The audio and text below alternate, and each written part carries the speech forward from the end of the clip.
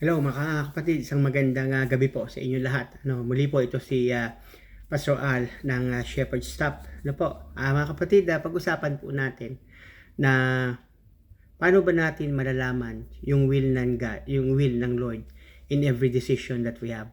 And siguro I could say I will give you the verse. Sabi doon Proverbs 3:5-6, trust in the Lord with all your heart and lean not on your own understanding. In all your ways acknowledge Him and He will make your path straight. Napaka-importante na pagdating sa paano natin malaman yung kalooban ng Diyos in every yung important decision is of course we have to trust God with all our heart, no? Lahat po ng mananampalataya ay dumadaan sa mga importanteng decision, no?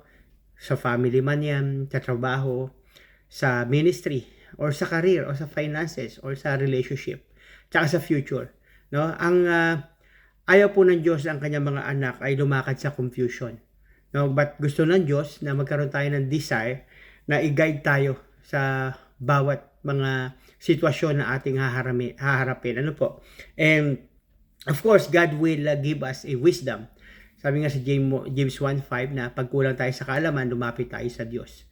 Ang una kong nakikita, mga minamahal kong kapatid, pag-usapan po natin, siguro napapaisip tayo, napakahalagang importante, na maunawaan natin. Of course, number one, yung surrender your will to God.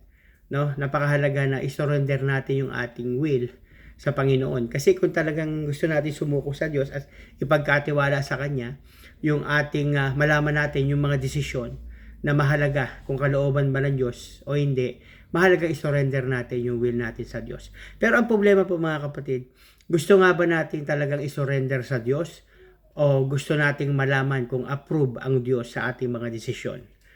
So isa sa mga bagay na kung sa pang sariling kaisipan, parang napakahirap pong gawin. But I will tell you mga kapatid, sabi sa John 7:17, now before seeking God's direction, be willing to obey whatever He reveals.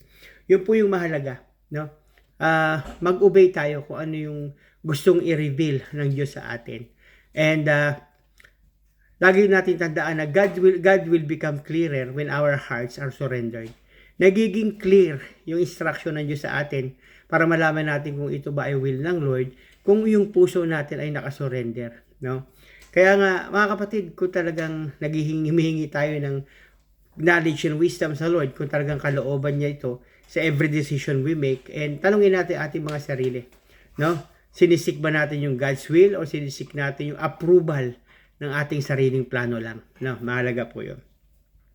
Number 2, I could say, mga minamahal, siguro po yung seeking God's guidance through prayer, no? Yung panalangin po kasi naka-align sa puso ng Diyos, no? Na naka-align sa puso ng Diyos yung mga purpose, no? Napakahalaga po na maunawaan natin na dapat yung ating gagawin, siguraduhin nating naka-align sa puso ng Diyos, no?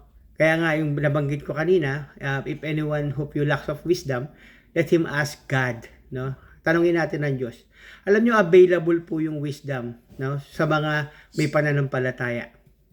Napakahalaga po sa isang Kristiyano na i-seek God through prayer, na para malaman natin kung kalooban ng Diyos yung ating mga decision, no? Kung will niya ba yung ating mga decision in every circumstances, no? And of course, examine natin yung God's word, mahalaga po yun, no? Always remember that God will never lead us contrary to Scripture, no? And the Bible is God's primary role for believers. Yung Biblia po, mga minamahal kong kapatid, no? Examine natin yung God's word, yung gagawin natin, baka mamaya kalooban ba ng Diyos sa kanyang mga salita, no? Kaya nga sabi sa Psalm 119:105, your words is a lamp to my feet and a light to my path. Ibig sabihin, every decision that we have is dapat nakita natin nag-enlighten yung word sa ating mga gagawin, sa ating mga dedesisyonan. And of course, yung prompting ng Holy Spirit, no? Sabi sa Romans 8:14 that the Holy Spirit guide believers through conviction, peace, and spiritual discernment, no? I-guide tayo ng Lord. Kaya nga sabi, for as many sa Romans 8:14 that for as many as are led by the Spirit of God, these are sons of God. No, yung Holy Spirit leads us not to drives or confuses, mga minamahal kong kapatid. Dapat walang confusion sa ating mga dinidesisyonan, sa ating mga decision making. Of course, isa sa pinakamahalaga din, yung nakita ko is two heads is better than one. Yung seek godly counsel, mahalaga yun sa Proverbs 15:22, di ba? Sabi doon, yung wise believer help confirms God's direction, no? Without counsel, plans fail, but with many advisor, they succeed. No, napakahalaga po sa isang mananampalataya na para maunawaan natin kung yung ginagawa natin ay will ba ng Lord. Of course, we must have a counsels na natutulong sa atin, mga kapatid. Of course, looks for God's providence po, no? And God open and close the door according to His purpose. Pag sinabi pong God's providence sa ating mga desisyon, sa ating mga plans, meron pong makapangyarihang Diyos na nagdadirect, na may sovereignty, na nag-aalaw ng bawat sitwasyon. Ibig sabihin, pag nakasara ang pintuan, mahirap buksan. Pero pag nakabukas ang pinto, hindi mo pwedeng isara. Kahit sino walang pwedeng magsara. No? Yung providence po ng Lord ang napakahalaga. Of course, while we do that all, nagpray tayo, nagtiwala na tayo, where's God's timing? Na mahalaga po yung maghintay tayo ng tamang timing. No? Kaya nga sabi sa Isaiah, di ba, 40:30, those who wait on the Lord shall renew their strength. No? Maghintay tayo. Magkaroon tayo ng waiting time, waiting period. No, lahat 'yan hindi sa ating mga kamay, kundi sa kalooban at time ng Lord, no? Pero tandaan niyo po, yung delayed guidance is not denied guidance, no? Pag delay po, baka may process lang ang Panginoon. Delay not means failure, no?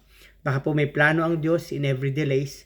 Meron pong inaayos ang Diyos, may pinoproseso ang Diyos, no? Nawa po kung nagustuhan niyo ang video, please like and share. And muli po, ito po si Pastor Alan Shepherd Staff. And isa pong mapagpalang gabi sa inyong lahat.